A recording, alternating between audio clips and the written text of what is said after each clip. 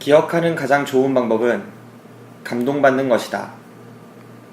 광고인 박웅현. 더 쉽게, 더 즐겁게, 그리고 더.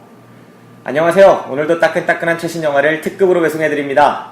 당일 배송 영화방 김기사 인사드립니다. 안녕하세요, 박기사입니다.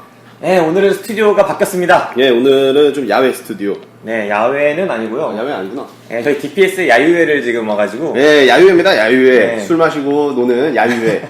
네, 주말을 맞이해서 저희 DPS가 단합대회를 왔어요.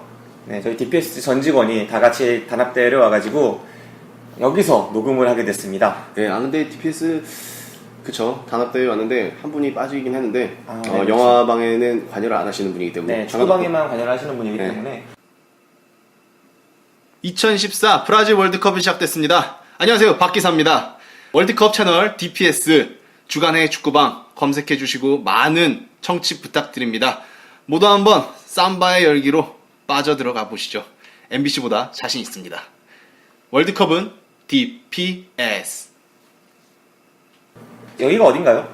여기는 이제 충북 진천입니다. 네, 충북 진천. 네, 음성 근처죠. 음성 근처고 천안 가기 전에 네. 진천입니다. 진천. 네, 저희 충북에서 들으시는 분들이 있으면 네, 저희랑 지금 가까이서 저희가 녹음을 하고 있다는 점. 네.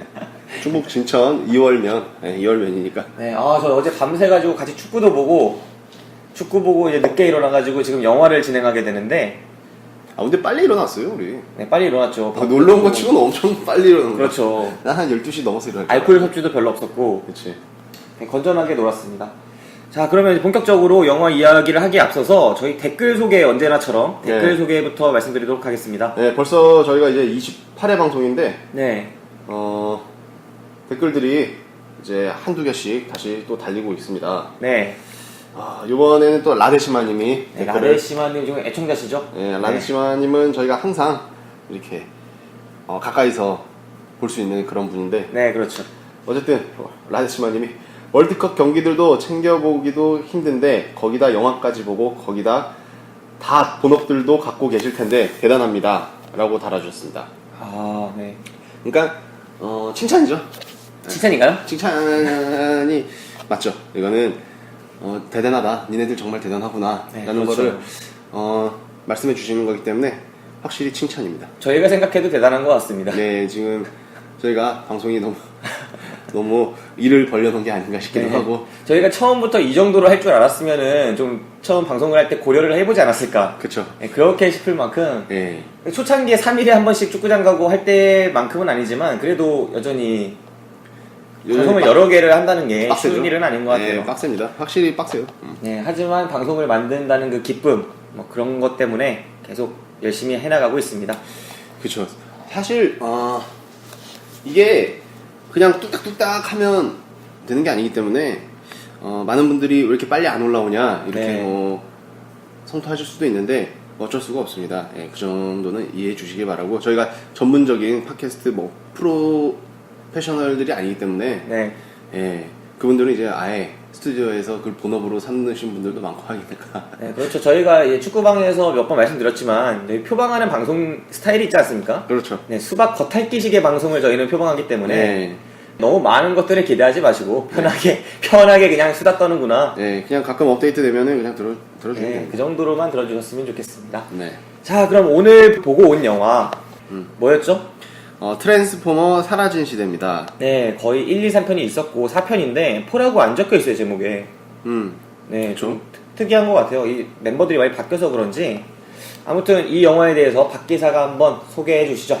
저는 맨 처음에 이거 트랜스포머 그냥 나와가지고 네, 주인공들도 다 바뀌었길래 이것도 뭐 로보캅이나 뭐 그런 것처럼 아예 처음부터 리부트하는 리부트하는 건 줄 알았는데 그렇지는 않고요. 네, 이야기가 좀 이어가는 것 같더라고요. 네. 3편에서 그 오토봇이랑 그 디셉티콘 네, 그 대결이 있었죠. 거의 네. 최후의 대결처럼 해갖고 대결이 있었는데 그 이후의 이야기입니다. 네, 그렇습니다. 그때 시카고에서 네, 그 도시 하나가 쌍끌이 거의 날아가다시피 그랬었는데, 인간들이 이제 시카고를 살리기 위해 애를 쓰죠. 예, 그런데 갑자기 또 이상한 세력들이 나타나기 시작하면서 인간을 꼬신다고 해야 되나? 아, 인간을 꼬셔요? 네, 꼬신다고 해야 되나 그거를? 어쨌든 그런 식으로 해서 또 새로운 악당이 탄생을 합니다. 네. 그리고 딥세티콘의 끝판왕 메가트론이 이제 부활을 합니다. 네. 예, 어이없게도 무슨 영혼을 심듯이 어떻게 네. 부활을 하고 그러면서 벌어지는 이야기인데 사실 이거는 딥세티콘 이 세력과 오토봇의 싸움이라고 보기보다 중간에 또 사냥꾼이 나오기 때문에 네. 예, 굉장히 복잡하게 흘러가고요 이야기가. 네, 저는 이 영화를 박 기사가 어떻게 설명할지 좀 기대를 하고 있어요, 지금. 네. 과연 이걸 설명하는 게 가능할까? 일단 저는 못합니다. 저는 못하기 때문에 박 기사가 이 영화를 어떻게 설명할지에 대해서 많은 기대를 갖고 있기 때문에 지금 얘기한 게 그쵸. 지금 뭘 설명했는지 모르겠어요. 다시 한번 설명을 해드리겠습니다. 네. 예, 그 최후의 전쟁이 끝나고 나서 네. 오토봇들은 이제 다 사라집니다. 숨죠. 인간한테 배신을 아, 당하기도 네, 그렇죠. 하고 그래서 그 와중에 이제 그 옵티머스 프라임 그 왕이죠 왕이라고 하기에 리더 네. 그 오토봇의 리더. 리더를 어떤 이제 고물상 고치는 사람이 갖고 와서 그걸 고쳐줍니다. 그래서 그들의 우정이 싹트기 시작하면서 오토봇을 다 모으기 시작하죠. 네. 네, 모으기 시작하고 악의 세력 딥세티콘도 네. 세력을 자기들끼리 이제 모으기 시작하고 그러는 과정이 내용의 절반. 네. 그 다음에 그 중간에 네. 뭐랄까 사냥꾼. 네. 되게 애매한 종족 나오죠. 네, 그 사냥꾼이 이제 그 옵티머스 프라임과 딥세티콘을 다 안 좋아하는 네. 약간 그런 사냥꾼이 이제 옵티머스 프라임을 찾아다니죠. 네. 네. 무슨 신이 보냈다고 자꾸 그러고 네. 창조주가 보냈다 그러고 네, 생긴 건 다 어쨌든 비슷한 로봇들입니다. 비슷해요. 저희가 구별하기 힘들고 어쨌든 그 사냥꾼이 오면서 또 네. 2막, 3막이 시작되는 네, 그렇죠. 그런 내용입니다. 이게 시리즈로 만들면 3편 정도 될 얘기를 한 편에 그냥 드립다 때려 넣은 것 같아요. 예, 보면서도 저는 금요일날 심야 영화를 봤는데, 그러니까 개봉하고 그 다음 날이죠. 심야 영화를 봤는데, CGV에서 봤거든요. 목동 CGV에서 봤는데, 에어컨이 안 나와가지고, 예, 땀이 범벅이 돼갖고, 네. 저는 나중에 뒤에 나가서 서서 그 영화를 봤던 그런 안타까운 기억이 있습니다. 박 기사가 많이 성장했네요. 옛날에 논스톱 볼 때는 그냥 자고 왔잖아요. 숙면을 취하고 와가지고 방송하겠다고. 이것도 거의 잘 뻔했죠. 근데 하지만 이번에는 네. 강력한 정신력으로. 왜냐면 전날 제가 1시간밖에 못 잤어요. 요즘에 사실 잠을 이루는 축구 팬들은 없죠. 예, 그래서 네. 1시간 자고 하루 종일 운전을 했어요. 뭐 어떻게 갔다 오느라고. 그래갖고 와서 영화를 봤는데 그래도 강력한 정신력으로 끝까지 봤습니다.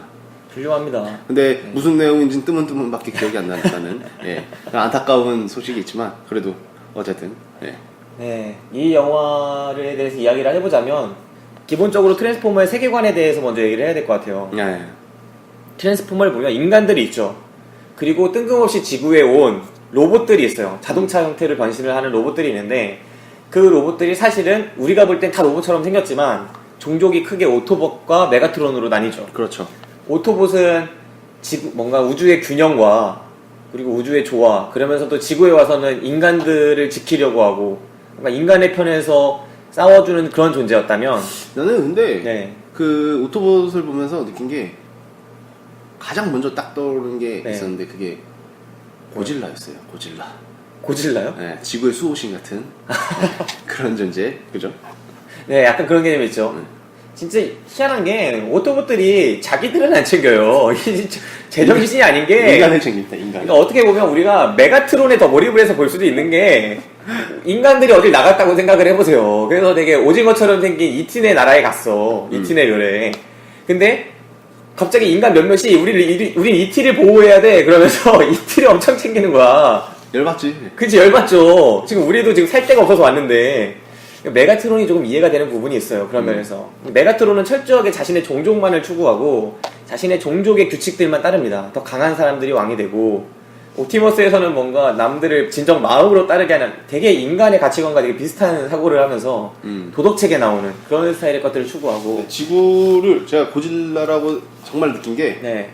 마지막 나레이션이 있어요. 아, 그렇죠. 네, 옵티머스 프라임이 이제 지구를 뜨면서 이제 우주로 가죠. 네. 무슨 혼자 무슨 시드라고 엄청난 폭탄 같은 거. 시드를 지가 날리러 가는데 네. 가면서 나레이션을 하는데 창조주시여. 네. 지구를 건든다고 하면은 제가 뭐 당신을 용서하지 않겠단가? 아무튼 그런 나레이션을 피면서 영화가 끝이 나는데 그런 걸 보면서 참 고질라답다. 고질라스러운 로봇이구나라는 생각했습니다. 네, 참 이 영화가 인간들이 보기 좋게 만들어진 측면이 있는 것 같아요. 오토봇들의 입장에서 생각은 안 하고. 아무튼 그 세계관 속에서 오토봇과 디셉티콘이 대결을 하는 그런 구도인데 그런 대결은 사실 지난 1, 2, 3편을 통해서 다 그려졌죠. 모든 그렇죠. 게 다 끝났다고 해도 과언이 아닙니다. 그 최종 결전이 시카고에서 이루어졌고 여기 이 영화 속에서 4편 속에서는 마치 전설적인 전투처럼 그려지는 옛날에 있었던 오래된 전투. 그래서 지금 현재의 상황은 메가트론 세력은 거의 절멸돼 있죠. 네. 그 두목의 목도 그냥 따여가지고 디셉티콘 두목인 메가트론의 목도 따여서 그 무슨 어디 군수업체, 방산업체 같은 데서 보관돼가지고 그거 가지고 따로 연구를 하고 있고 그리고 오토봇들은 지구의 방위에 되게 중요한 역할을 하고 있었잖아요. 그 각지에 뿌려져서. 그런데 영화의 세계관은 그 오프닝부터 이들이 하나씩 학살되는 모습을 그려줍니다. 그쵸. 오토봇들을 배신하고 인간들이 그들을 죽여가는 과정을 보여주는데 그 죽이는 주체가 정부는 아니에요. 정부를 속이면서 어떤 정부의 일부 CIA 국장 같은 사람들 몇몇이서 방산업체랑 짜고서 그렇게 죽이는 거죠. 그쵸. 정부 요인들을 속이면서. 그러면서 이야기가 펼쳐지기 시작하고 특히할 만한 점이 3편의 인물들이 아무도 안 나옵니다. 샤이아 라보프도 안 나오고 그렇죠. 아무도 안 나와요. 요원들도 안 나오고 여자도 안 나오고 그래서 폴하고 이름을 따로 안 붙인 건가? 아 그렇진 않을 텐데. 리부트 아닌 리부트인 것 같아요. 세계관은 다 이어받으면서 이야기는 완전 새로 시작하는 거죠. 그 1, 2, 3 나왔던 그 남자 주인공 이름? 샤이아 라보프. 샤이아 라보프. 그 새끼가 지금 그 새끼라뇨. 말 조심하세요. 아니 그 새끼가 지금 뉴스 기사에 떴어요. 왜 떴습니까? 이 기행을 너무 많이 한대요. 또 좀 이상한 짓을요? 네, 그 뭐냐 뮤지컬인가 그 뮤지컬 보다가 네. 마리아나를 피질 않나. 네. 갑자기 공연 중인데 네. 일어나갖고 관객이랑 배우를 협박을 하질 않나. 협박을요? 네, 뭐 욕을 하고 막 그랬겠죠. 뭐. 폭력 휘두르려고 마리아나 피고. 그리고 요번에 걸린 게 뭐였냐면 네. 레스토랑 앞에서 노상방뇨하다 걸려가지고 네, 그 레스토랑 출입 금지를 당했다고 또 네. 뜨더라고요. 아, 그래요? 혹시 궁금하신 분은 그 네이버에 연애창 한번 보시면은 샤이란 부프? 네. 네, 그 기사가 있을 거예요. 지금 노상방뇨 때문에 시끌시끌하다고 합니다. 샤이아 라보프라는 배우는 참 원래 자기 색깔이 되게 강한 캐릭터인데 그동안 영화를 꾸준히 작품성 있는 영화를 잘 골라서 한다고 생각을 했는데 이번에 라스 폰 트리에 감독의 ним포매니악이라는 영화가 있어요. 약간 포스터가 우리나라에서 되게 문제가 됐었는데 오르가즘 느끼는 표정들을 따가지고 그 포스터를 만들었었죠. 근데 우리나라의 그 영상물 그 심의위원회 있잖아요. 네. 거기서 제재를 해가지고 전부 다 모자이크 처리된 포스터를 아예 내버렸거든요. 네, 그런 부분이 있었는데 네, 지금 자세가 안 돼 있네, 이 박기사가. 까토, 예. 네, 아무튼 그 샤이아 라보프라는 배우가 최근에 스트레스 받는 일이 좀 있는 것 같습니다. 네, 할리우드는 역시 배우들이 돈을 많이 벌어도 기행을 멈추지 않는 것 같습니다. 네.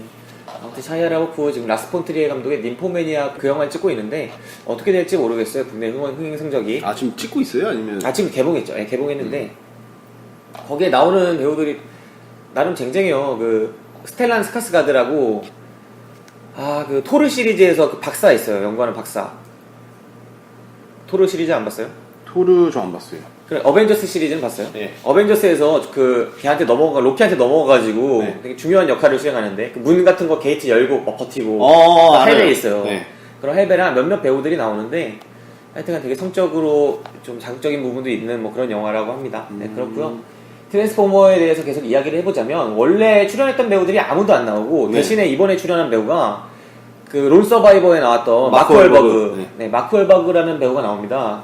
이 배우가 그 복싱 비슷한 영화 파이터. 아무튼 전 파이터 봤었는데 네. 아무튼 거기서도 나왔었고 네, 파이터에 나왔었고 론 론 서바이버에서도 서바이버에 주연이었었고 뭐 이곳저곳에 많이 나오는 액션 영화에서 가끔 나오는 배우예요. 근데 여기서는 완전히 톱을 맡았더라고요. 네, 이 배우가 나왔고 나머지 배우들은 그렇게 이름이 유명하다거나 그런 배우들은 많이 없죠. 네. 그 얼굴을 아실 만한 분이 그 프라다. 스탠리 투치. 네, 스탠리 투치라는 배우. 악마는 프라다를 입는다에서 메릴 스트립 그 조수처럼 나오는 사람.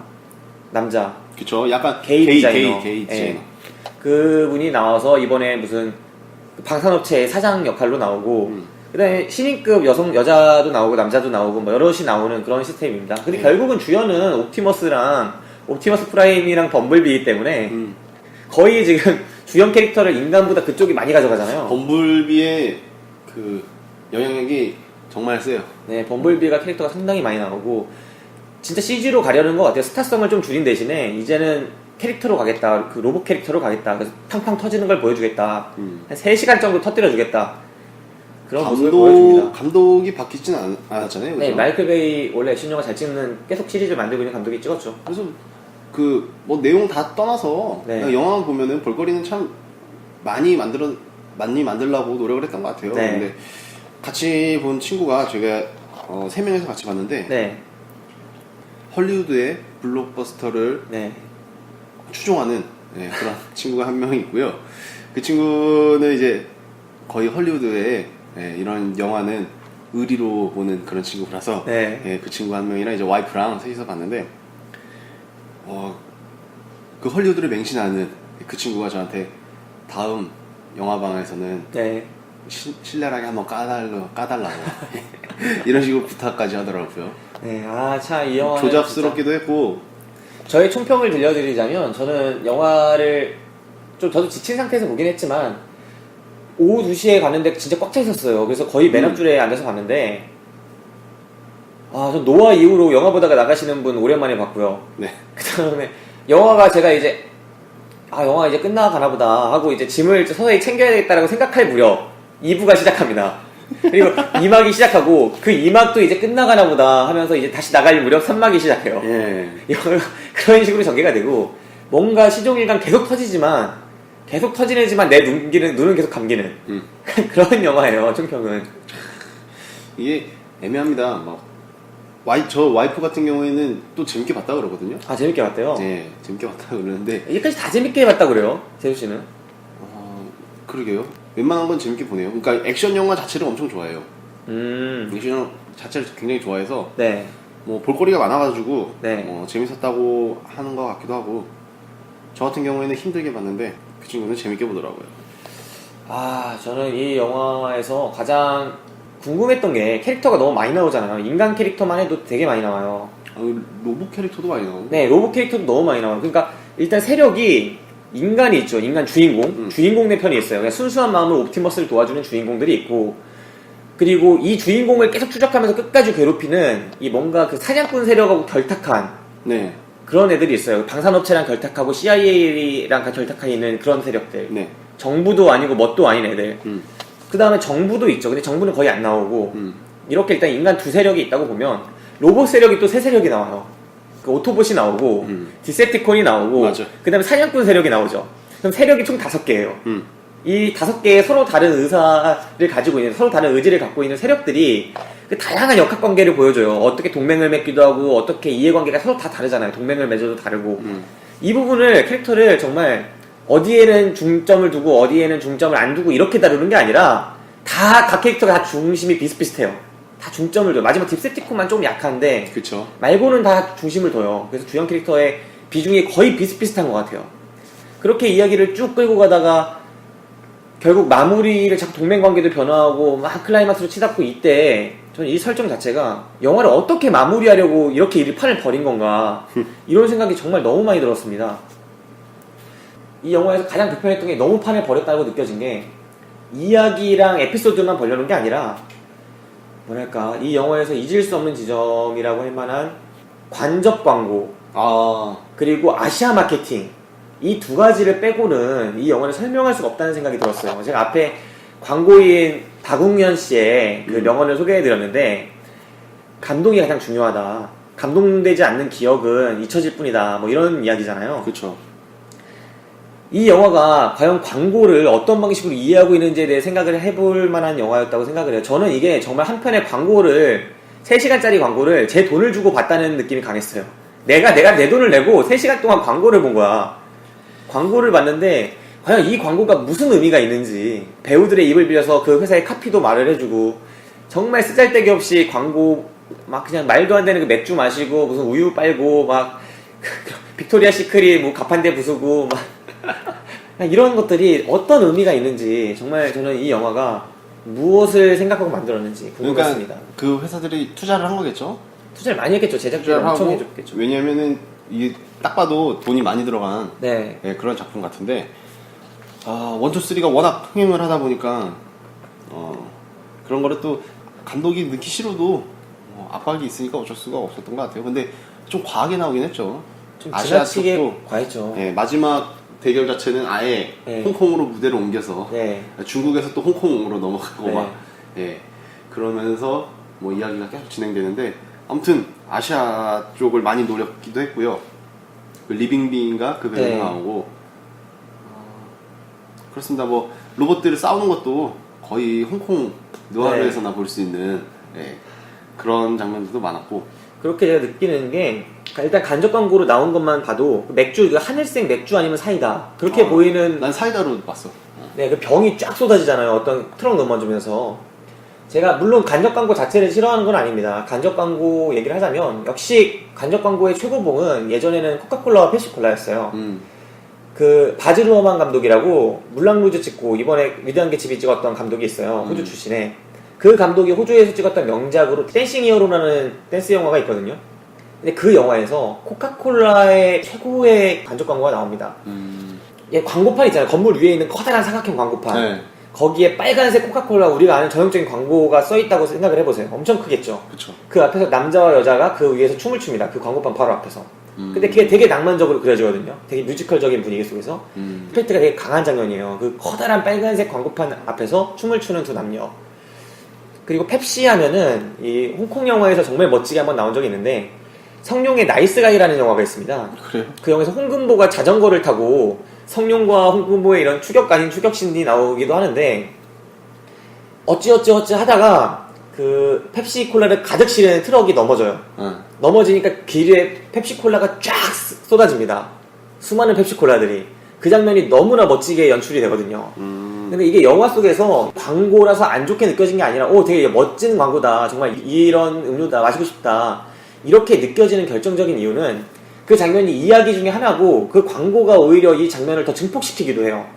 이야기 속에 당연히 등장하는 거고, 동시에 이게 있어서 이야기가 더 멋있어지는 거죠. 근데 이 영화는 좀 다릅니다. 이 영화에서 쓰인 광고는 아까 말씀드린 그 사이다가 비슷한 그 병들 넘어지는 거랑, 이 장면은 나이스가이랑 비슷해요. 어떻게 보면 임팩트는 조금 약하지만 병들이 바닥에 쫙 깔리잖아요. 나이스가이에서 물론 수십 배가 깔렸죠. 그리고 이거 말고도 아르마니 양복이 한번 되게 멋있게 간판이 크게 등장하기도 해요. 네. 그 다음에 차는 전부 다 쉐보레 차죠. 마크 엄청 잘 보이게. 그거 쉐보레는 뭐 어차피 주인공이 네. 제일 결국엔 주인공이 쉐보레 차들이니까. 네, 그렇고요. 일단 캡틴 아메리카에서도 쉐보레가 엄청 차 밀었었잖아요. 네, 그렇죠. 그런 점에서 쉐보레가 뭐 액션 영화를 좀 밀려고 하는 느낌이 있어요. 강한 차. 근데 중국에서 그 아까 스탠리 투치라는 배우가 빨대로 중국 우유를 엄청나게 빠는 쪽쪽 빨아먹는 장면이 있어요. 쓸데기 없이. 건물 옥상까지 황급히 달려간 그 친구가 냉장고를 열더니 갑자기 어떤 우유를 들어가지고 빨대를 꽂고 화면 앞에서 우유를 쪽쪽 빱니다. 우유를 그냥 몇 초 동안 쪽쪽 빨아요. 정말 아무 의미 없이 쪽쪽 빱니다. 목이 말랐다는 걸 표현하기 위해서였나? 이 보면은 그냥 광고를, 네. 영화가 좀 길잖아요, 좀. 네네. 2시간 한 40분 되는데 광고를 한 2시간짜리 본 것 같은 느낌도 광고가 들고. 엄청 심하죠. 네, 여러 가지 광고를 한꺼번에 본. 중국 우유 있고, 그다음 구찌 같은 구찌 선글라스 보셨어요? 차 타고 갈 때 그 오픈카에 4명 가족이 일가족이 타고 가요. 네. 근데 그 중에 남자의 젊은 애 기타 치고 한 명은, 남자의 한 명이 구찌 선글라스를 끼고 있거든요. 근데 그게 옆에 구찌라고 너무 선명하게 보여. 근데 그 선글라스 한번 만지거든요. 그 장면도 있고, 그 다음에 우리나라에서 신문 같은 거 파는, 그 로또도 파는 그런 가판대 있잖아요. 네. 단위 가판대. 그런 데서 빅토리아 시크릿 가판대인데, 그 앞에서 캐릭터들이 싸움을 벌이다가, 그러니까 주로 그 싸움이었죠. 인간들이 트랜스폼을 제작하기 시작합니다. 그러면서 이게 제작하는 게 사실은 디셉티콘의 아이들을 키우는 거였죠. 디셉티콘이 다 자기 바이러스를 풀어서 부활을 노리고 있었으니까. 근데 어쨌든 그 트랜스포머를, 인간들이 만든 트랜스포머와 진짜 오토봇들, 그 둘이 대결을 많이 벌이는 장면들이 나오는데, 오토봇이 가짜 트랜스포머를 제압을 해요. 그 빅토리아 시크릿 그 광고판 앞에서. 그 다음에 그 광고판이 되게 잘 보이는 상황에서 그 오토봇이 그렇게 얘기합니다. 싸구려 짝퉁이 정말 싫어. 아, 맞아. 나는 싸구려 짝퉁이 정말 싫어. 빅토리아 시크릿 그 가판대 앞에서, 그 너무도 잘 보이는 그 가판대 앞에서 나는 싸구려 짝퉁이 너무 싫어라고 말을 하는 오토봇. 그래서 여기서 과연 카피까지 해주는구나, 이제는. PPL을 넘어서. 그게 이미 2시간 정도 이제 2부가 막 끝나가는 지점이었거든요. 미칠 뻔했어요, 전체. 내가 이걸 돈 내고 보고 있나, 왜 내가 정말 자괴감이 느껴지더라고요. 근데 하지만 그런 영화가 지금 네. 현재 흥행 순위 1위를 달리고 있고, 네. 개봉 4일차 때 벌써 네. 한 200만을 돌파하고 있는데, 전작들의 힘이 크죠. 전작들이 워낙 흥행을 많이 했기 때문에 네. 그런 점이 큰데, 이번에 4편은 네. 조금 그런 평을 받기 힘들지 않을까. 그리고 4편 때문에 이제 5편의 흥행이 네. 뭐 제작부터 흥행까지 좀 힘들지 않을까라는 생각도 해봅니다. 이야기가 좀 산으로 간다는 인상이 있을 때부터 원래 있었어요. 이야기가 산으로 간다는 인상이 1, 2, 3를 거치면서 계속 시리즈가 점점 더 뭔가 본연의 재미를 잃어간다라는 느낌이 있었지만, 제가 지난번에 트랜스포머 이야기를 하면서 지난 방송 때 그래도 이런 영화는 의리로 봐줘야 된다. 옛날에 다간이나 K캅스를 본 사람이라면 그렇죠. 의리로 봐줘야 하는 영화다라고 말을 했는데, 그 의리가 드디어 배신을 당했다라는 느낌이 있었어요. 이 오토봇 정도의 의리를 강요하는 것 같은데 우리에게 좀 너무 심하다. 이 정도로 하는 건 우리한테 진짜 의리로 보러 온 사람한테 2시간짜리 간접 광고를 매기는 게 정말 정당한 건가. 이렇게 많은 간접 광고 속에서 아시아 마케팅도 저는 일종의 광고처럼 느껴지더라고요. 중국과 아시아 마케팅 자체가, 중국이라는 시장을 하나의 그 시장 자체가 헐리우드에 광고를 한 거고, 동시에 헐리우드도 중국한테 광고를 하는 거고, 양쪽의 이해관계가 철저하게 상업적으로 맺어진 그것 때문에 나온 영화를 위해서 만든 광고가 아니라 광고를 위해서 찍은 영화가 아닌가 싶을 만큼 좀 저는 힘겹게 느껴졌어요. 그 리빙빙의 캐릭터들과 그 리빙빙을 강조하기 위해서 나온 그 쓸모없는 장면들. 스탠리 투치 캐릭터 하나 살리기도 힘든데 그 옆에 2명의 캐릭터를 딸려보내잖아요. 그 리빙빙의 캐릭터와 그 다음에 이상한 조수 같은 캐릭터 하나 해서. 그렇죠. 그 이상한 말도 안 되는 그 여자 조수 2명을 왜 키우는지 도대체. 영화가 지금 비중이 지금 오토봇 하나 살리기도 힘든데 그렇게 수많은데 다 비중을 해주니까 영화가 3시간이 되는 거 아닙니까? 그것도 보여주고, 애매합니다. 관계들도 애매하고. 이 아시아 마케팅이라고 할 수밖에 없는 게, 그 아까 로봇 얘기할 때 홍콩 영화 얘기했잖아요. 네. 새로 나온 오토봇들이 많습니다. 네, 맞아요. 원래는 맞아요. 범블비랑 정말 자동차 스타일이었는데, 그 사무라이 뭐냐? 이 모자가 일단 전국 시대 사무라이 모자 쓰고 투구 쓰고. 야, 외계 생물체들이 왜 그래? 그러니까요. 걔가 헬리콥터로 변해서 막 그런 걔가 나오고, 다리에는 바바리 코트를 입고 있어. 트랜스포머인데 바바리 코트에 쌍권총이야. 이게 말이 돼? 한 명은 쌍칼을 든 무슨 미야모토 무사시처럼 그런 애가 나오고, 무사가 나오고. 걔네들은 어차피 그거라서 괜찮나? 뭐요? 그 복제품들이라서. 걔네 복제품 아니잖아. 걔네가 복제품 아니었나? 아니죠. 얘네 오토봇들이죠. 오토봇들은 원래 만들어진 태어난 그러니까. 애들. 그 더블 코트 입은 그런 애들.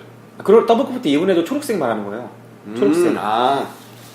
그러면 바바리 코트예요. 바바리 코트가 주윤발이에요. 근데 주윤발 느낌이 나는 또 멕시코 라인의 주윤발 느낌을 섞은 애가 있어요. 걔 총 엄청 쏘는 애. 걔가 꼭 그걸 이쑤시개 비슷하게 그 시가를 물고 다니잖아요. 그러니까 각 캐릭터들이 전형적으로 어느 특정 문화권을 노리는, 그 캐릭터는 남미랑 중미권을 노린 거고, 그렇죠. 그러니까 엄청 큰 발칸포에다가 시가 물고 다니는 중미를 노린 거고, 일본 시장을 노린 그 군용차 전국시대, 얘기하는 거죠. 일본 시장을 노린 그 전국시대 애가 있고, 그러니까 홍콩 시장과 중국 시장을 노린 바바리 코트의 쌍권총이 나와요. 근데 얘네가 범블비랑 정말 안 어울리거든요. 그렇죠. 이게 오토봇이라고 볼 수가 없는, 야 진짜 이렇게까지 해야 되나. 아니 왜 외계 생명체가 왜 이러고 다니냐고. 나중에 또 캐릭터들이 또 여러 개 나오는 게 네. 수백만 년 전에 네네. 공룡을 멸종시키는. 공룡을 멸종시킨 진짜 다 돌아버린 줄 알았어 진짜. 뭐라 그래야 되나?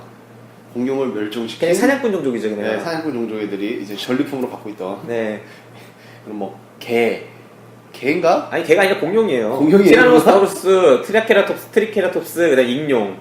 예, 개 같은 그런 공룡들이 나오기 시작합니다. 예, 그러면서 또 이야기가 시작된 거였는데, 나 진짜 그 아바타 느낌 나게 뭐 길들이는 과정도 있고. 이게 되게 조잡스럽다는 걸 확실히 느낄 수 있는 게, 네. 이게 저도 이거 본 입장에서도 캐릭터가 기억이 안 날 정도니까. 캐릭터가 너무 많아요. 심지어는 그 공룡들조차 어느 정도 캐릭터 비중을 할애받아요. 진짜 이게 참담하고 밀당도 하고 네. 자기 편으로 만들기 위해서. 홍콩 액션, 일본 액션. 과연 일본 영화계에서 이걸 많이 좋아할까요? 이렇게 나와주면 그 일본 하다못해 그 사무라이 캐릭터 있잖아요. 사무라이 그 전국시대 무사. 네. 걔가 하이쿠 읊는 장면은 가관입니다. 하이쿠 단시 일본 단시를 읊어요.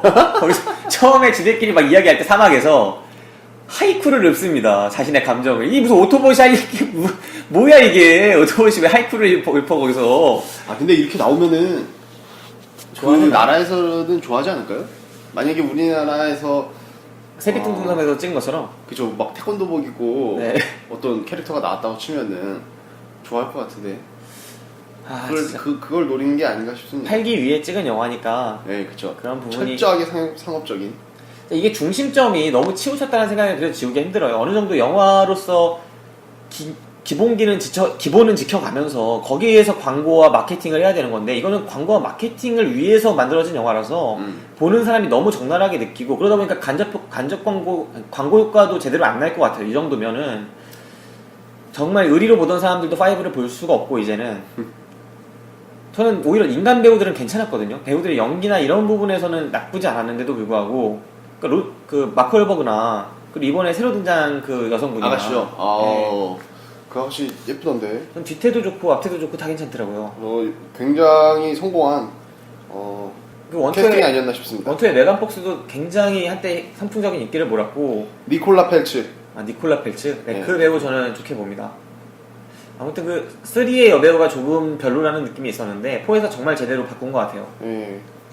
남자 배우, 여자 배우 다 잘하다 보니까 정말 매력 있는 영화가 펼쳐졌고 이야기만 좀 정돈을 한 다음에 이야기도 정돈을 하고 간접 광고를 좀 줄이고 했다면 영화가 훨씬 잘 만들어질 만한 부분이 있었던 것 같아요. 그 배우를 바꾼 거는 제 생각에는 좀 식상했던 시리즈를 바꾸는 계기가 될 수 있었는데 이건 아니었죠. 그리고 오토봇이 말이 많아졌어요. 오토봇 전반적으로 캐릭터가 강해지다 보니까 범블비랑 옵티머스 프라임이 말이 많아지면서 옵티머스 프라임은 꼰대가 됐고 범블비는 좀 너무 이상해요. 너무 가볍고 저는 모르겠습니다. 이 영화를 보고 치고 좋게 생각하신 분들이 있으신지 일단 궁금하고요. 어쨌든 전체적인 평점은 역대 트랜스포머에 비해서 네. 가장 낮은 점수를 달리고 있는 것은 확실합니다. 영화의 폐해는 결국 간접 광고와 아시아 마케팅 그리고 영화 시간이 너무 길면서 1막, 2막, 3막으로 나눠져서 왔다 갔다 할 수밖에 없었던 것 뭐 그런 점들이 있지 않나 생각을 해봅니다. 조잡스러운 내용. 네, 밖에서는 이 영화 보면서 그래도 좋았던 장면을 하나 뽑아보자면 뭐가 있었나요? 저는 그냥 가장 기억에 처음에 남았던 게 네. 그 CIA 막 그런 애들이 네. 인간의 집에 쳐들어오죠. 아, 네, 그렇죠. 네, 처음에. 쳐들어와서 이제 긴장감이 그때 이제 좀 네, 인간이 그 옵티머스 프라임을 거의 숨겨주고 네, 고쳐주고 할 때. 그때인데 거기서 이제 옵티머스 프라임이 네. 처음으로 부활을 알리는 네. 그런 시작을 알립니다.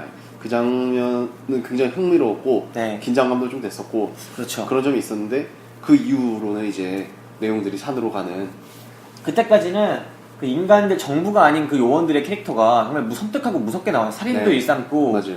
집에 다짜고짜 그때는 뭐 현상수배 유병원 찾듯이 옵티머스 프라임을 찾는데 야 유병원 얘기가 나왔었는데 현상금이 10억이야? 네, 10억이죠.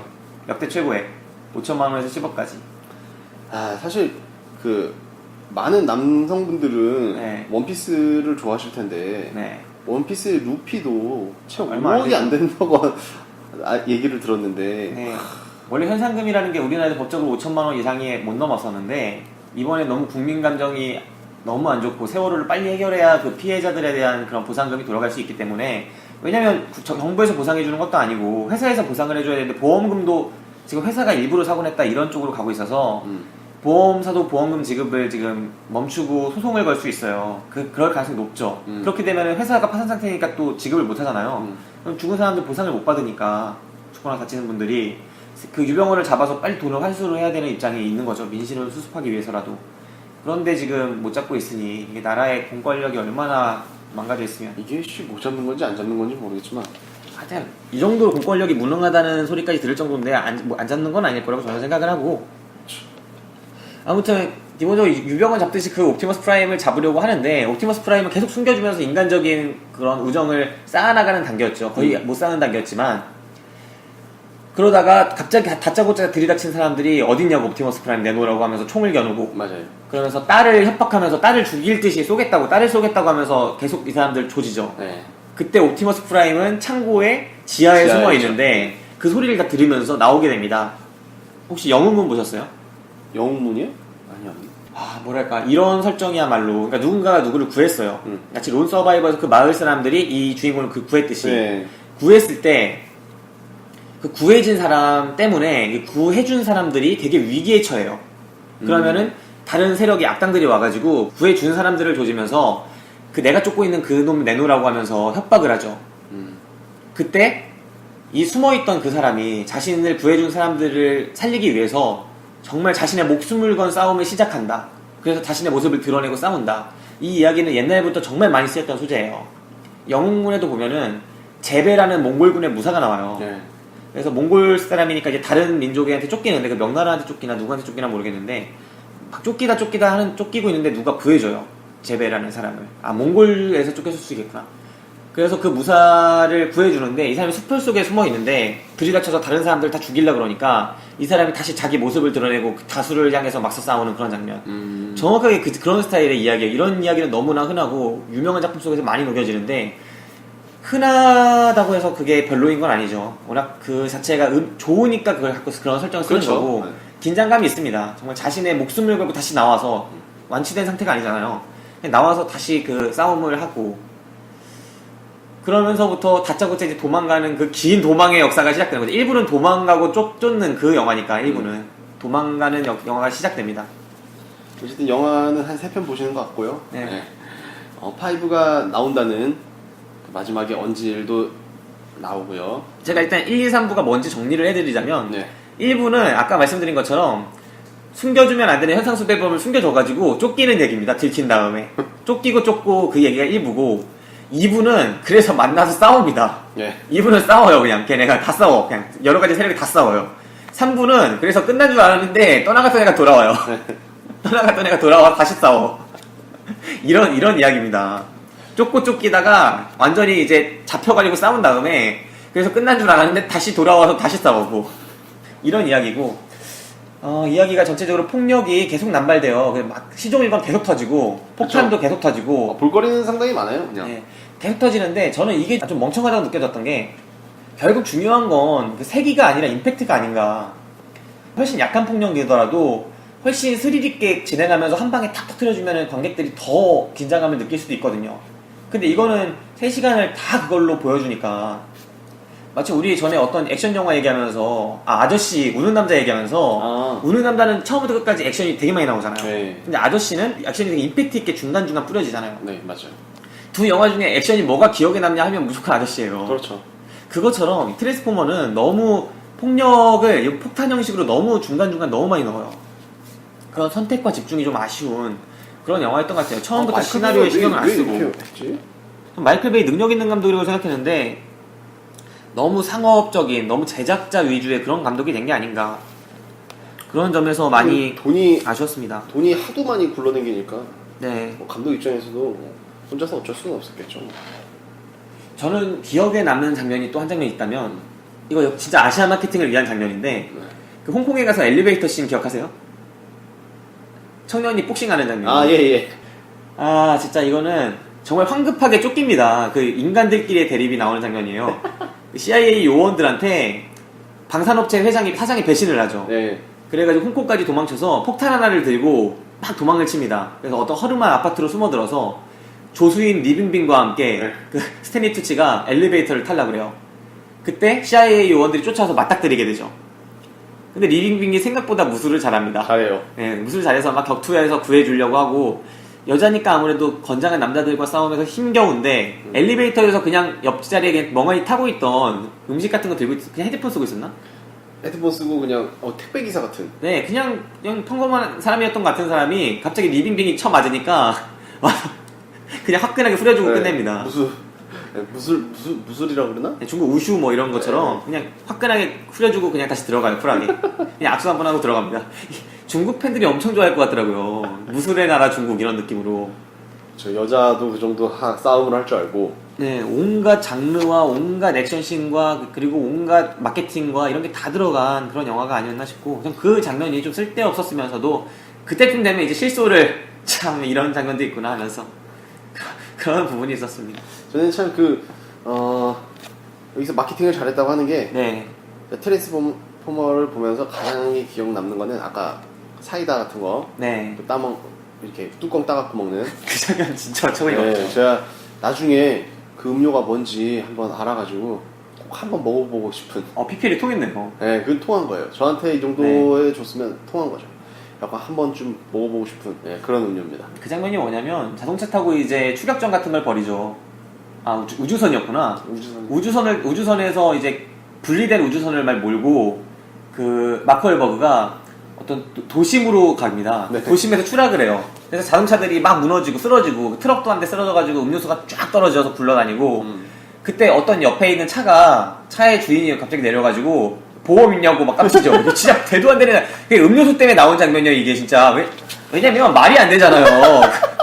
우주선이 떨어져서 차가 사고가 나는데 내려갖고 차 주인이 우주선 주인한테 가가지고 멱살잡이 하면서 보험 있냐고 했더니 마크 웨버그도 되게 의리 있는 캐릭터거든요. 네.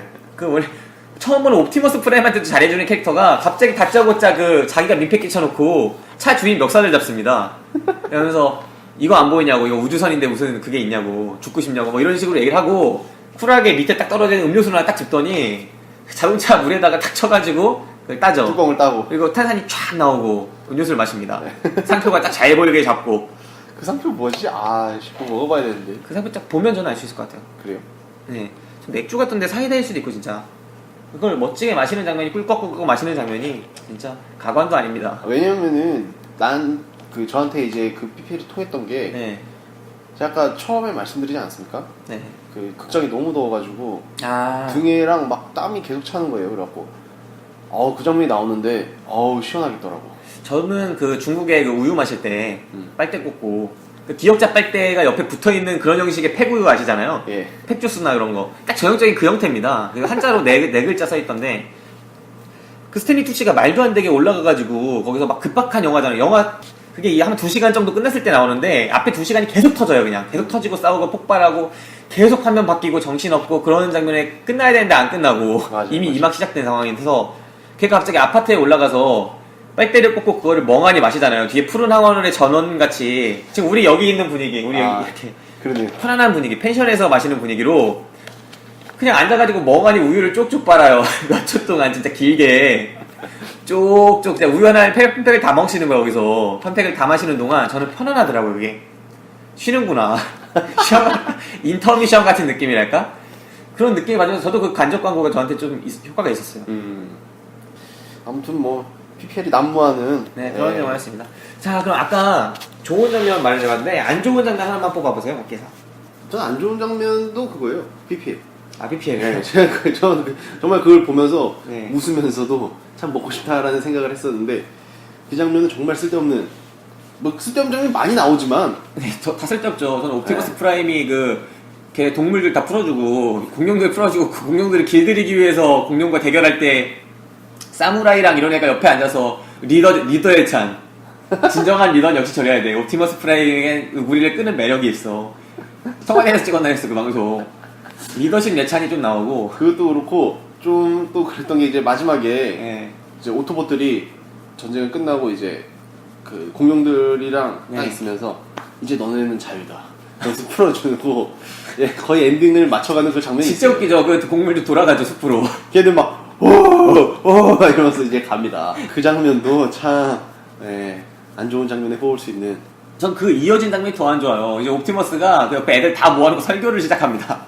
설교를 시작하는데 나는 폭탄을 갖고 우주로 가서 터뜨릴 테니까 처리를 하고 창조주의 곁에를 갈 테니까 너희들은 평생토록 남아서 이 가족을 돌보라. 그러니까 마크 월버그랑 그 딸의 가족을 대대로 좀 지켜주라고 범블비와 아이들한테 사무라이와 그 주윤발과 그 멕시코 총잡이한테 그래놓고 자기는 우주로 날아가요.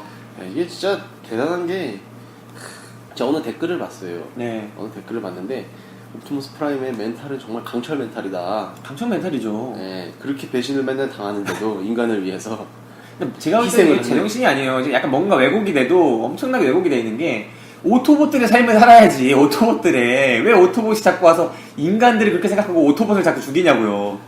그거 보세요. 이거 딱 그거라니까요. 고질라. 처음에 오토봇이 엄청 많았어요. 그 이제까지 죽은 오토봇만 해도 그 군의관 죽고 노지구 죽고 많이 죽었잖아요. 많이 죽었어요. 3, 40마리는 됐을 거예요. 아무리 못해도. 그리고 조상 오토봇들도 있었고 옛날에 그 수많은 오토봇을 지금 멸종 위기에 몰아넣은 거예요. 4개밖에 안 남았어. 리더야 리더. 네. 그 리더라는 게 다 죽인 거예요. 멸종을 시킨 거야 종족을. 그래놓고 인간들한테 그렇게 살지. 그리고 어떻게 그렇게 우정이 깊어질 수가 있을까? 마크 웰버그랑 사실 별로 한 것도 없잖아요. 네. 그냥 자신을 도와줬다가 살려줬잖아요. 처음에 고쳐준 거. 네, 그거에 대한 우정이 그냥.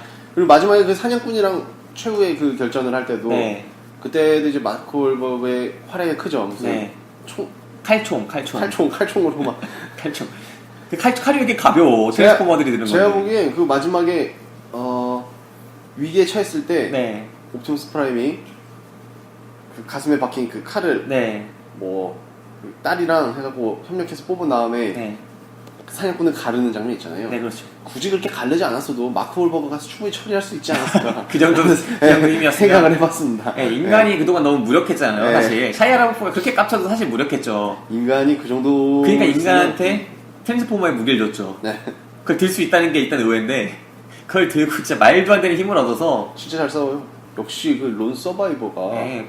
네. 거기까지 가는 겁니다. 거기서 이제 통하지 않았나. 네, 아니 거기서 그 정도의 생존 능력이 있는. 그쵸. 거기서 네이비 실 대원이었나? 네, 네이비 실대원이고 그때 사상자가 몇 대 몇이었죠, 그게? 100 몇십, 120 뭐 이런 정도였죠. 예, 근데 아무튼 인당 거의 몇십 명씩 한 처리했으니까. 20명씩 처리한 건데 역시 그 정도 훈련을 받은 사람이. 저희 론 서바이버 방송 들으시면 아실 텐데 그 영화 정말 훌륭합니다. 그 영화에서 단련된 그 마크 월버그라면 정말 그 정도 역량을 보여준 것 같아요. 영화 속에서 정말 멋있는. 그리고 이렇게 숨어서 쏘는 거 다 알 텐데 얘를 공격을 안 하더라고요. 왜냐면 방어력이 약하니까 공격을 안 해. 론 서바이버의 마크 월버그가 네. 과거의 뭐 이야기가 아니었나 생각될 정도로. 네, 아무튼 훌륭했습니다. 네. 지금 여러분께서는 김기사 박기사가 진행하는 당일 배송 영화방을 듣고 계십니다. 우리들의 팟캐스트 방송국 DPS. 아까 얘기했던 거에서 마지막 연설만으로 나쁜 게 아니었어요. 그 주구장창 연설하고 나서 이제 얘는 떠나죠. 로봇이 떠납니다, 우주로. 그러니까 그때 갑자기 리빙빈이 멀리서 달려와요. 아, 그쵸. 스탠리 투치에게. 전부터 자꾸 엮으려는 게 있었거든. 그런 게 있었는데 달려오면서 나 보고 싶었니? 막 진짜 개드립을 날려요. 진짜 개드립. 그거 거기서 진짜 그 대사를 왜 썼는지, 진짜 이런 대사 꼭 써야 했는지. 뜬금없는 사랑을 꽃피우죠. 진짜 좀 심합니다. 그건 진짜 심했어요. 막 달려오면서 사랑을 뽐내고, 그전에도 이미 I love you 막 나오면서 걔들이 치거든요. 그 엘리베이터 씬에서도. 진짜 이쯤 되면은 제가 여기까지 봤다는 게 영화고, 그럼 그 장면 보면서 어금니를 꽉 물면서 생각을 했어요. 이 영화 다시는 안 본다. 그래서 내가 불매 운동한다. 5고 뭐고 나오면. 지금 이 방송을 들으시는 여러분들 이 영화는 피하시는 게 제 생각에 정말 정신 건강에 이롭고요. 너무 길어요.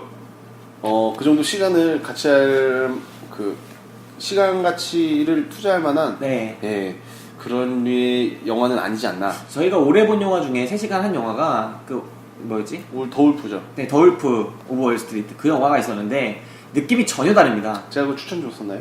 그거는 우리 안 다뤘었죠. 저희 안 다뤘나? 네, 월터의 상상이랑 그런 좋은 영화들 봤을 때 안 다뤘어요. 그때는 진짜 영화 한 편이 끝나는 게 금방이었거든요. 딱 보고 나니까 3시간이 지난 거였는데, 그렇죠. 이거는 우리가 1시간 40분 됐을 때 왜 안 끝나지? 2시간 좀 넘었을 때 지금쯤 끝나야 되는데 3시간이 되면은 진짜 지루했어. 네, 그런 겁니다. 자, 이제 배우 베스트 워스트 한번 뽑아보죠. 박기사 이 영화 베스트 워스트 배우 한번, 뭐 좋은 배우, 몹쓸 배우 뽑아봅시다. 좋은 배우로는 그 딸을 뽑고 싶네요. 딸. 니콜라 펠츠. 지금 박기사가 네. 최근에 계속 그냥 여성 외모로만 평가를 하는데 외모적인 기여도로만 지난번에 이태임, 그 다음에 막 누구 뽑고 막 이런 식으로 가는 게 적절하지 않나? 아니요, 니콜라 펠츠를 뽑은 거는 네. 지극히 연기적인 부분이에요. 연기가 좋았나요? 그렇죠. 표정의 섬세함과 네. 저는 근데 영화를 위한 자세. 이 영화를 보면서 딸 안 낳아야겠다 생각. 말을 너무 안 듣고 징징대죠. 징징대고, 그리고 막 그 남자친구 좀 막 카레에서 그게 말이 돼요?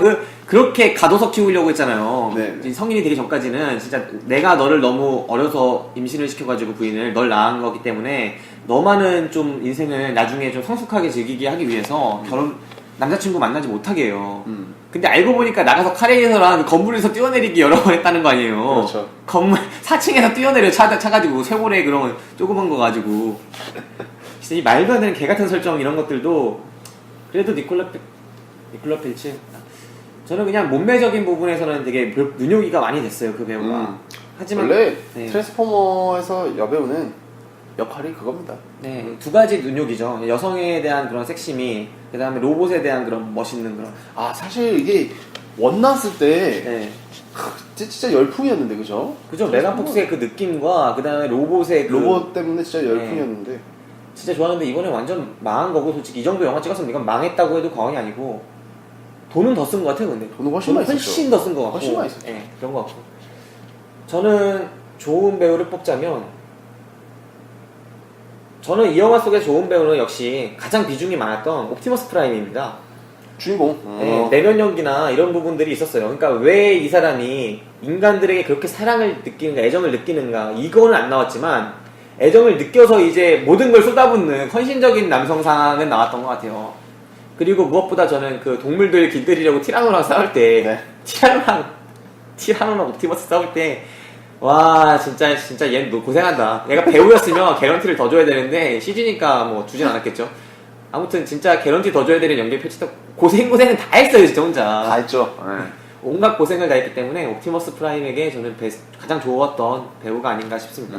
몹쓸 배우 꼽아봅시다. 저는 그 중국 배우 리빙빙을 뽑겠습니다. 아, 왜 리빙입니까? 쓸데없는 캐릭터였습니다.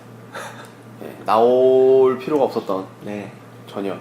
이거는 지극히 그 중국층 네. 이쪽 배우를 일부러 그냥 갖다 쓰는 제작금 때문에 네. 그런 의도가 아니었나 싶은 게 눈에 확 보일 정도로 너무 쓸데없는 캐릭터였고. 네. 저도 리빙빙이에요. 저도 쓸데없는 캐릭터라고 생각을 하고, 근데 리빙빙하고 아까 말했던 여성 캐릭터랑 네. 딸이랑 네. 두 명의 여성이 거의 이 영화 속에 매력적인 여성 느낌을 담당해요. 눈요기거리가 되는 여자, 철저하게 대상화된 여자, 그런 매력적인 여자를 담당을 하는데 리빙빙은 근데 캐릭터가 너무 그게 없다 보니까 좀 이 캐릭터가 다른 뭔가 코믹 코드를 담당하려거나 막 이런 거로 나아갈 때마다 거부감이 되게 많이 들더라고요. 러브 전선을 형성하려거나 막 이럴 때 그리고 진짜 쓰잘데기 없게 무슨 되게 막 실력 있는 여자처럼 나오는데 무슨 일 하는지도 모르겠어요. 맞아요. 과학자도 아니고 이게 웃긴 게 과학하는 여자애 있잖아요. 과학하는 여자애는 캐릭터가 있는데 리빙빙은 뭔지 모르겠어. 그냥 중국집 바이오야? 바이오 같아요. 바이오. 기업 나중에 월급 올려줘요라는 대사가 한번 나옵니다. 내 월급 올려줘요라고. 대머리한테. 네, 지금 진짜 급박한 순간에 스탠리 투치를 돌아보면서 이야기를 하는데 진짜 저는 뺨따구로 후려갈기고 싶었어요 진짜. 그러니까 제가 보기엔 그거는 딱 중하층 네. 쪽에 노린. 그죠. 진짜 쓰잘데기 없었고 이 여자가 뭔가를 역할을 더 하려고 할 때마다 정말 거부감이 들었기 때문에 저도 리빙빙을 뽑고요.